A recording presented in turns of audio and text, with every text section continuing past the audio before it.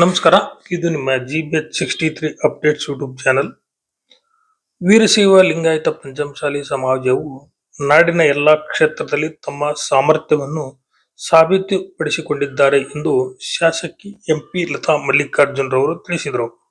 ಹರಪನಹಳ್ಳಿ ನಗರದ ನಟರಾಜ ಕಲಾಭವನದಲ್ಲಿ ಭಾನುವಾರ ವೀರಶೈವ ಲಿಂಗಾಯತ ಪಂಚಮಸಾಲಿ ನೌಕರರ ಕ್ಷೇಮಾಭಿವೃದ್ಧಿ ಸಂಘ ತಾಲೂಕು ಘಟಕದ ವತಿಯಿಂದ ನಡೆದ 2025-26ನೇ ಸಾಲಿನ SSLC ಮತ್ತು PUC ವಿದ್ಯಾರ್ಥಿಗಳಿಗೆ ಪ್ರತಿಭಾ ಪುರಸ್ಕಾರ ಹಾಗೂ ನಿವೃತ್ತ ನೌಕರರಿಗೆ ಸನ್ಮಾನ ಕಾರ್ಯಕ್ರಮ ಉದ್ಘಾಟಿಸಿ ಅವರು ಮಾತನಾಡಿದರು.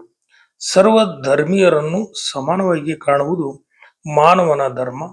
ರಾಣಿ ಚೆನ್ನಮ್ಮನ ವಂಶಸ್ಥರಾದ ಸಮಾಜವು ಹುಟ್ಟಿನಿಂದಲೇ ಹೋರಾಟವನ್ನು ಮೈಗೂಡಿಸಿಕೊಂಡಿದೆ.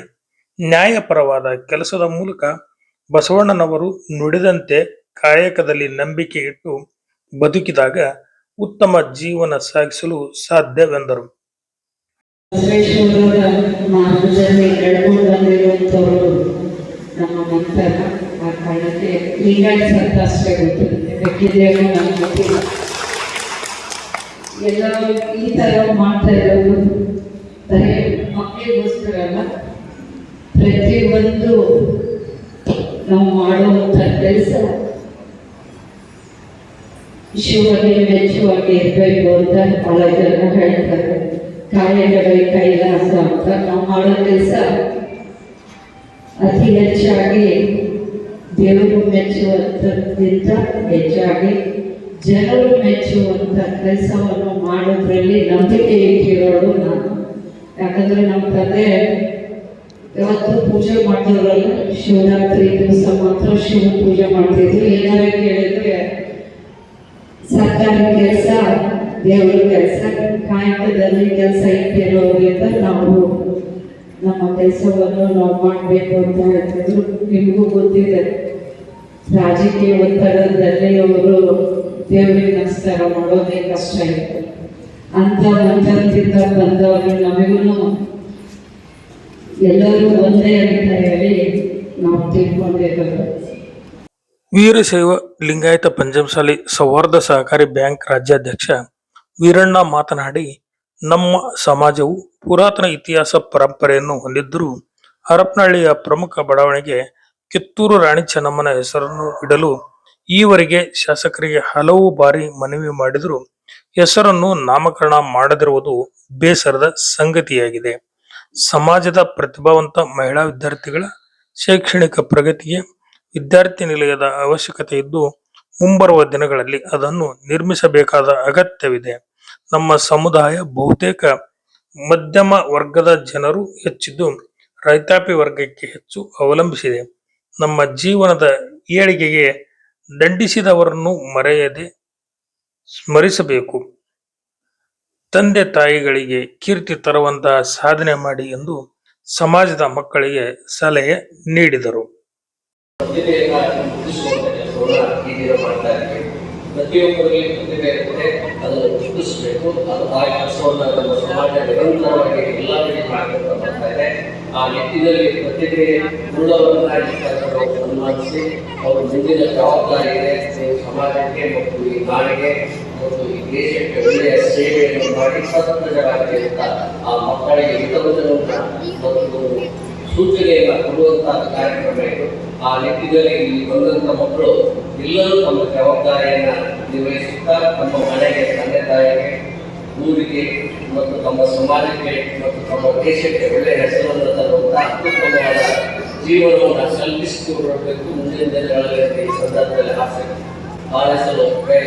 ಹಾರೈಸುತ್ತಿದ್ದೇನೆ. ಅದೇ ರೀತಿಯಾಗಿ ನಿವೃತ್ತಿಯ ನೌಕರರನ್ನ ಈಗಾಗಲೇ 30-40 ವರ್ಷ ತಮ್ಮ ಸರ್ಕಾರಿ ಸೇವೆಯಲ್ಲಿ ಸೇವೆ ಮಾಡಿಕೊಂಡು ಉನ್ನತವಾದ ಒಂದು ಸಾಧನೆಯನ್ನು ಮಾಡಿರ್ತಾರೆ. ಇಳಿ ವಯಸ್ಸಿನಲ್ಲಿ ನಿವೃತ್ತಿ ಹೊಂದಿರ್ತಾರೆ. ಅವರು ಆ ನಿವೃತ್ತಿ ಜೀವನವನ್ನು ಸುಖಕರವಾಗಿ ಇರುವಂತ ಒಂದು ಒಳ್ಳೆಯ ಉದ್ದೇಶದಿಂದ ಆ ಒಂದು ನೌಕರ ಘಟಕದ ವತಿಯಿಂದಾಗಿ ಸನ್ಮಾನವನ್ನು ಕಾರ್ಯಕ್ರಮವನ್ನು ಮಾಡಿಕೊಳ್ತೀವಿ. ಅವರಿಗೂ ಒಳ್ಳೆಯದಾಗಲಿ ಅಂತ ಈ ಸಂದರ್ಭದಲ್ಲಿ ಹೇಳುತ್ತಾ, ಸಮಾಜದ ಕೆಲಸ ನಿರಂತರವಾಗಿ ನಡೀತಾ ಇರುತ್ತೆ. ಅದಕ್ಕೆ ಎಲ್ಲರೂ ಸಹಕಾರ, ಎಲ್ಲರ ಒಳ್ಳೆಯ ದೃಷ್ಟಿಯಿಂದ ಕೊಡುವಂಥ ಸಹಕಾರಗಳನ್ನು ಸ್ವೀಕರಿಸುತ್ತಾ ಯಾರಾದರೂ ನಮಗೆ ಅದನ್ನು ಅನ್ಯತೆಯಿಂದ ಭಾವಿಸಿದ್ರೆ ಅದರಲ್ಲಿ ಏನೋ ಒಳ್ಳೆಯ ವಿಷಯಗಳಿದ್ರೆ ಅದನ್ನು ಗ್ರಹಿಸಿಕೊಂಡು ಮುಂದಿನ ಮಾನವಗಳಲ್ಲಿ ತಿದ್ದಿಕೊಂಡು ಮುಂದೆ ಹೋಗುವಂಥ ಕೆಲಸಗಳನ್ನ ಸಮಾಜ ನಿರಂತರವಾಗಿ ಮಾಡುತ್ತೆ ಅಂತ ಹೇಳ್ತಾ ಈ ಒಂದು ಒಳ್ಳೆ ಉಪನ್ಯಾಸಕರಾದ ಡಾಕ್ಟರ್ ಸತೀಶ್ ಪಾಟೀಲ್ ಮಾತನಾಡಿ, ಸಂಶೋಧನೆಯ ವರದಿಯನ್ವಯ ಚಾಣಕ್ಯರಂತಹ ಮಹಾನ್ ವ್ಯಕ್ತಿಗಳು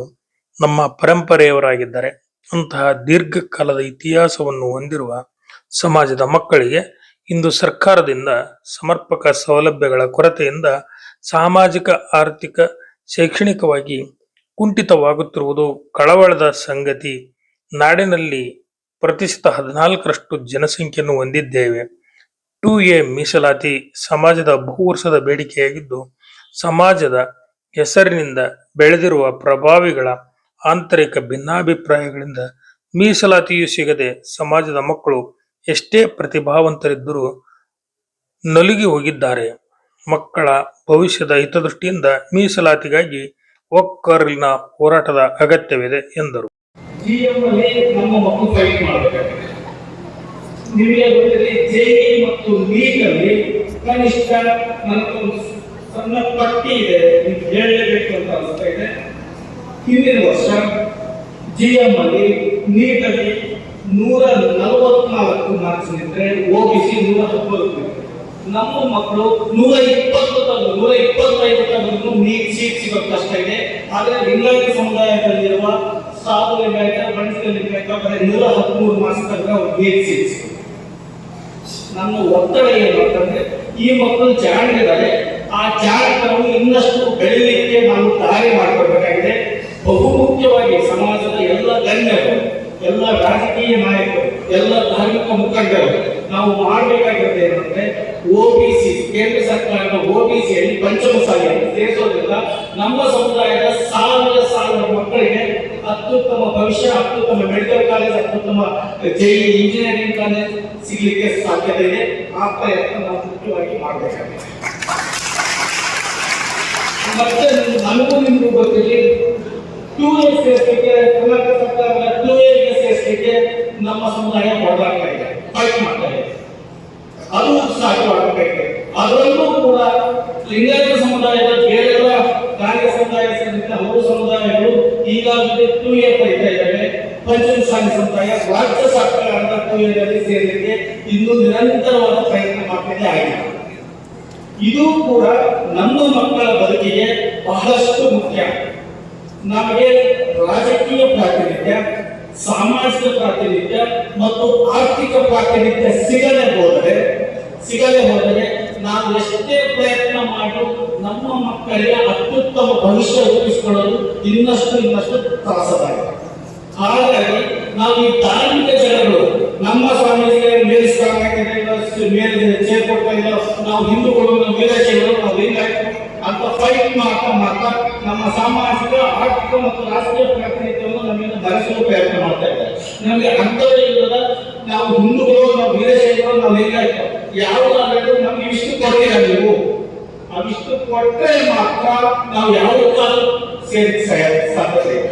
ಯಾವ್ದು ಸೇರಿದ್ರು ನಮ್ಗೆ ಈ ಪ್ರಾತಿನಿಧ್ಯಗಳು ಸಿಗದೇ ಇದ್ರೆ, ನೀವು ಯಾವುದೇ ಧರ್ಮಕ್ಕೆ ಸೇರಿದ್ರು, ಯಾವುದೇ ಪಂಗಡಕ್ಕೆ ಸೇರಿದ್ರು ಭವಿಷ್ಯ ಇಲ್ಲ. ನಮ್ಮನ್ನ ಈ ಕಡೆ ಇನ್ನಿರುವ ಜನಗಳ ಮಧ್ಯದಲ್ಲಿ ಮೈ ಮರೆಯುವಂತೆ ಮಾಡಲಾಗ್ತಾ ಇದೆ.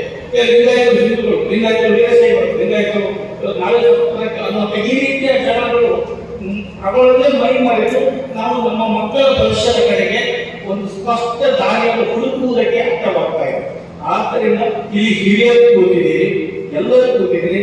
ನಾನು ನಿಮ್ಮನ್ನು ಮತ್ತೆ ಕೇಳ್ಕೊಳ್ಳೋದೇನೆಂದ್ರೆ, ಈ ರೀತಿಯ ಧಾರ್ಮಿಕ ಪ್ರಾತಿನಿಧ್ಯಕ್ಕಿಂತ ಹೆಚ್ಚಾಗಿ ನಮಗೆ ನಮ್ಮ ಮಕ್ಕಳ ಭವಿಷ್ಯಕ್ಕಾಗಿ ನಾವು ಆರ್ಥಿಕ, ಸಾಮಾಜಿಕ ಮತ್ತು ರಾಜಕೀಯ ಪ್ರಾತಿನಿಧ್ಯ ಹೊಂದುವುದು ಹೇಗೆ ಅನ್ನುವುದರ ಬಗ್ಗೆ ಯೋಚಿಸೋದು ಬಹಳಷ್ಟು ಮುಖ್ಯ ಅಂತ ನಾನು ಭಾವಿಸ್ತಾ ಇದ್ದೇನೆ. ಇದು ಈ ಪ್ರತಿಭಾನ್ವಿತ ಮಕ್ಕಳ ಭವಿಷ್ಯಕ್ಕೆ ಅತ್ಯುತ್ತಮ ದಾರಿಯಾಗಬಹುದು ಅನ್ನುವಂಥದ್ದು. ಇದು ನನ್ನೊಳಗೆ ಮತ್ತೆ ಕಾಡುತ್ತಿರುವ ಪ್ರಶ್ನೆ. ವೀರಶೈವ ಲಿಂಗಾಯತ ಪಂಚಮಸಾಲಿ ಸಮಾಜದ ತಾಲೂಕು ಅಧ್ಯಕ್ಷ ಪಾಟೀಲ್ ಬೆಟನಗೌಡ, ಸರ್ಕಾರಿ ನೌಕರ ಸಂಘದ ತಾಲೂಕು ಅಧ್ಯಕ್ಷ NG ಮನೋಹರ್, ಪಂಚಮಸಾಲಿ ನೌಕರರ ಕ್ಷೇಮಾಭಿವೃದ್ಧಿ ಸಂಘ ತಾಲೂಕು ಅಧ್ಯಕ್ಷ ಗೌಡ್ರ ಕರಿಬಸಪ್ಪ, ಕೋಶಾಧ್ಯಕ್ಷ ಎಸ್ ವೀರೇಶ್, ರವಿಕುಮಾರ್ ದೊಡ್ಡಮನಿ, ಸಮಾಜದ ಮುಖಂಡರಾದ ವೈದ್ಯ ಮಲಕಪ್ಪ, ಆರುಂಡಿ ನಾಗರಾಜ್, ಐಗೋಳ್ ಚಿದಾನಂದ, ಓಂಕಾರಗೌಡ, ಶಶಿಧರ್ ಪೂಜಾರ್, ಚನ್ನನಗೌಡ, ಉಮಾ ಸೇರಿದಂತೆ ಮಕ್ಕಳು, ಪೋಷಕರು, ಸಮಾಜ ಬಾಂಧವರು ಹಾಜರಿದ್ದರು. ವರದಿ ಮಹೇಶ್ ಹಿರಿಯ ಪತ್ರಕರ್ತರು. ನಮಸ್ಕಾರ, ಇದು ನಿಮ್ಮ GBH 63 updates YouTube channel. Please subscribe, share, like and comment. Thank you.